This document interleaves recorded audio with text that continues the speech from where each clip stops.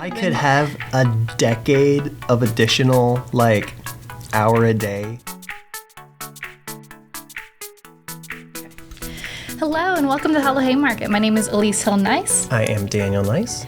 And this is the podcast where we help you build wealth through real estate. Absolutely. Let's get into it. What's today's episode about, dear? So today we wanted to talk about, some of the things that we wish we knew before we started as agents, as homeowners, as investors. God. So much. So are we addressing this to people that are like teenagers trying to figure out what to do with their lives? Or our past selves. Or our past selves. Okay, past Daniel. Let's go back and forth. I'll do one, you'll do one. Okay. Okay. I gotta think of some. Past Daniel. Skip college. Total waste of time. You need to figure out how to be a good salesperson and make money. Either that or you need to get a degree that's actually going to be worth a damn, like go into medicine or something. Because you got a $40,000 paperweight that you never used, and it delayed your earning years significantly. So it was probably one of the worst financial mistakes you ever made, Daniel, was going to college for a useless linguistics degree. So don't do that. Right, Elize? Okay. I would say the same thing. I spent a lot of years in college just wasting time. Delaying life. Yeah, delaying life. Not just because I didn't know what I wanted to do, which definitely held me back. I should have just been trying to develop more useful skills. Yeah. How to actually work with money, how to use money, and stuff like that. Other than almost a decade in school for something that I don't use. Yeah. Okay. Lesson number 2, former Daniel, younger Daniel. The most important thing you're ever going to do in your life is select a good woman, right? You need to have a good life partner because they're not only going to be half of your children, and your children, of course, are the real legacy you're trying to leave, but they are also going to be the ones who could financially ruin you if they divorce you through no-fault divorce and take half your earnings, and then you have to pay alimony and all that. It's a very dangerous proposition. So that's very daunting. Yeah. So how do you choose the best possible woman, Daniel? Well, number 1, you need to become the best possible man in order for that woman to select you, right? Because women get hit up every day, hundreds of dudes after them. So you're going to need to really build yourself up, which means stop dilly-dallying when it comes to getting your health right, when it comes to earning money, when it comes to becoming a leader of men, right? You can't be dilly-dallying. I feel like probably it wasn't until age 26 that I started taking life seriously. And so I would tell myself, you got to take life seriously a lot sooner. And that would mean moving out of the house immediately. It would mean getting 2 or 3 jobs if necessary, whatever it takes to get myself out of the bubble that I lived in sooner, I think would have been a really great thing. I think for me, I kind of agree where I feel like I was getting a little bit more serious about actual life when I was 26 too. Yeah. I mean, I would go to the gym and that was a big part of my life. I liked going to the gym, but I wasn't serious about other aspects of my health and stuff like that. It was more so yeah, I'll go to the gym, but then I'll eat whatever I want to eat. Yeah. But I think my second topic or my second thing that I would have done differently. There was a lot of things that I would have done differently in regards to relationships or who I was when I was younger. Yeah. I think part of that was just focus more on me and not everyone else around me. Yeah. Yeah, when you're level 1, you're only going to be taking down a level 1 boss. Yeah. If you want a level 10, you got to be a level 10 yourself. And I think that was part of the issue where I wasn't even a level 1. Yeah. So lesson 3, Daniel, buy real estate as fast as humanly possible, and Bitcoin. For relatively similar reasons. All right, they can't print more land. They can try to build it, but realistically, the amount of land is going to be relatively fixed, kind of like how gold only increases 1 or 2%. So, but getting back to the topic, owning real estate, right? All the money that I would be earning, right? If I had listened to the first 2 lessons, I should be dumping into real estate, right? And I should be building my portfolio of rental properties as soon as possible. That would be my big number 3, right? Buy real estate soon. I don't know what my number 3 was. I feel like you do such a good job with like one builds to the other one to the other one, whereas I'm like, oh yeah, I agree. I would do something similar too. Yeah. But I don't know what my number 3 would be. I don't know. Well, I guess going into house buying, something that I wish I knew was, what are they called? Parking stickers. Okay. Should we tell that story? Yeah, go ahead. Tell the story. Because yeah, tell the story. Okay, so when we moved into our condo, they have, it's not assigned spots, but you need like a sticker on your windshield to say that you live there, you're residents of the area. And one morning I woke up and Daniel and I were walking down to the cars in the parking lot, and I say, Daniel, my car's not here. Mm-hmm. Yeah. That was a fun moment. Yeah. It got towed because it didn't have a sticker. Yeah, so definitely if you passed Elize, definitely look into those. And then same thing happened when you parked the Jeep on the side of the road. And then the police towed it. Yeah. Because they thought it was abandoned, even though it was on the side of the road next to her mom's house. Yeah, that was really ridiculous. Yeah. But. Okay. So lesson 4 for me is going to be getting a little bit more granular, younger Daniel, on how to actually accelerate your financial life. So yes, you are going to need to get a job that pays well, but that job also is going to only be one part of the equation when it comes to you acquiring real estate, right? In order to get a loan for real estate, you're going to need a couple things. Number 1, low debt. I covered that in lesson 1, where I said no student loans, do not go to college. And then lesson 2, I talked about making money, so you need to have income, right?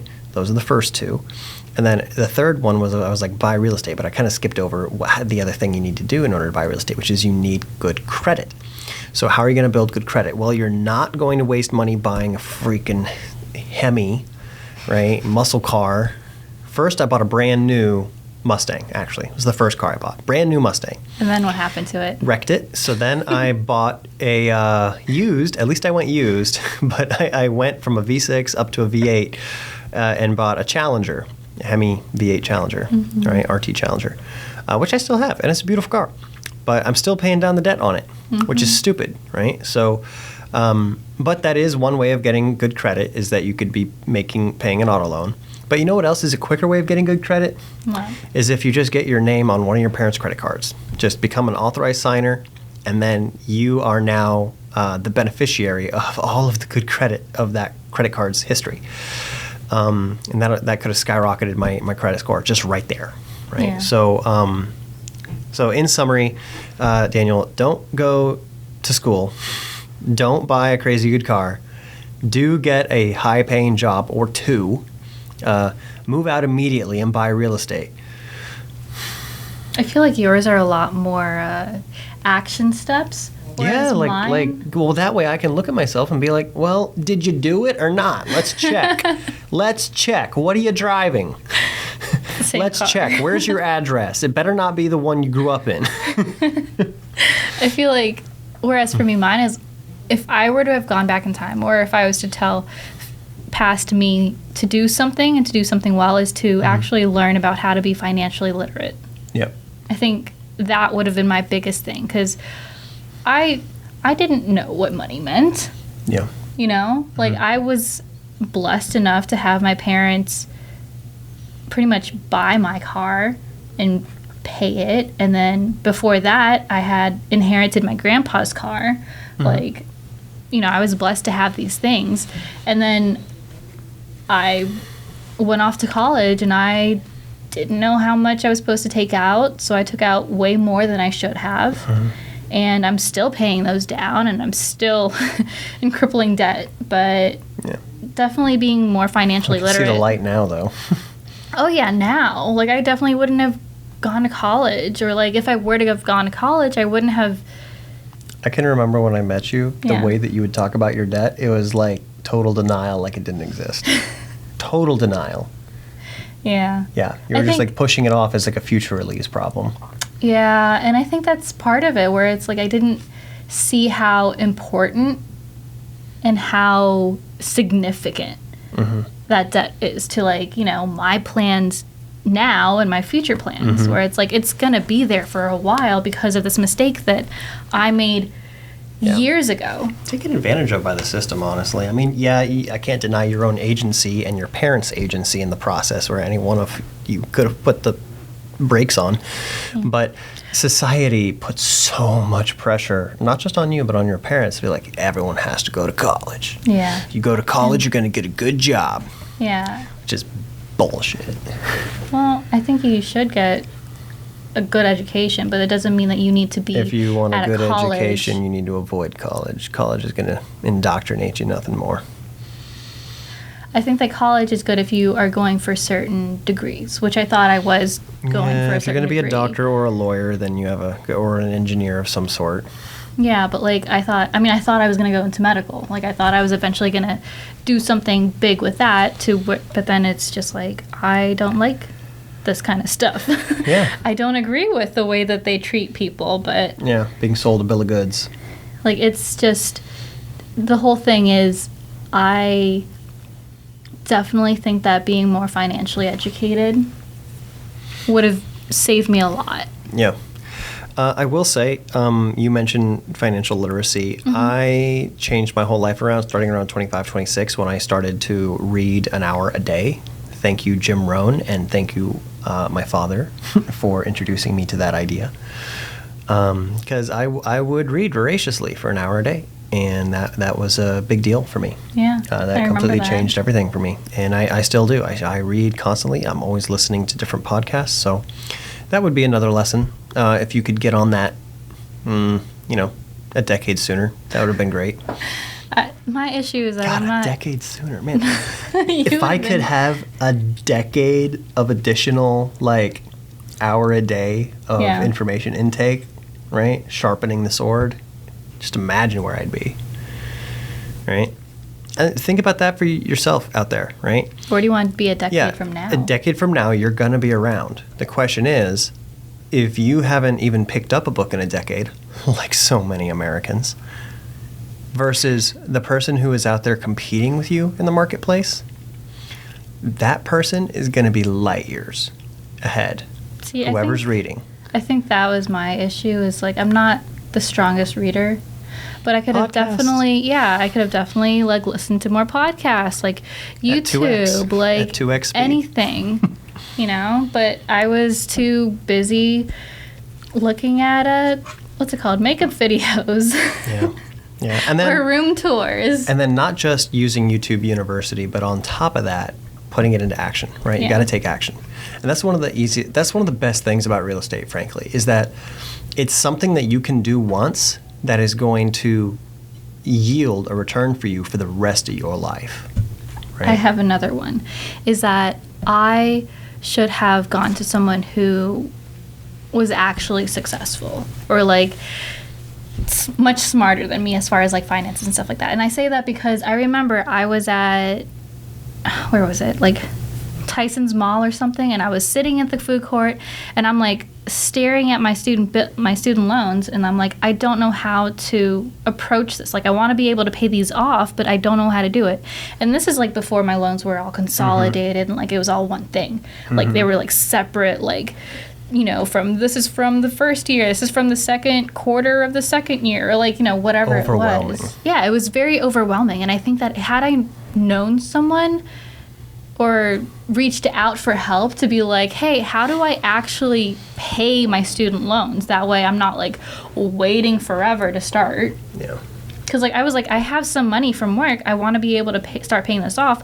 I just didn't know how to do it. Yeah. So I think one of the biggest things that I would have done is have found someone who knew how to do these things. And I think that's one of the biggest things that I still think about now, where it's like, if I wanted advice on something, I would go to someone who's lived through it, has done it, is successful in it, and not someone who's like just close to me because, whatever. Yeah. I guess that would be my last piece of advice, Daniel, before we wrap this up. Daniel, young Dan, come here, come closer. Young Padawan. Who you spend time around is who you're going to become, right? So, obviously, you're going to meet certain mentors like Matt. Definitely hang out with him, right? Learn more about that. Put yourself in the right rooms with the right people. Be aggressive about this. Mm-hmm. Be aggressive. Don't be passive. Don't be a little wallflower. Don't be scared. Go out there. Make some friends. Make some friends with the people who are succeeding, right? Find your compliments. And I don't mean flattering people. What I mean is, you don't know taxes. Find a tax guy. Yeah. You don't know this. Find this, Yeah. right? Whatever it is, do that until you have like a board of advisors, people you can call about any issue, right? What- Find a car guy. Find a whatever. It's, what is it? You reflect the 5 people that you hang out with most? Mm-hmm. Let's go with that.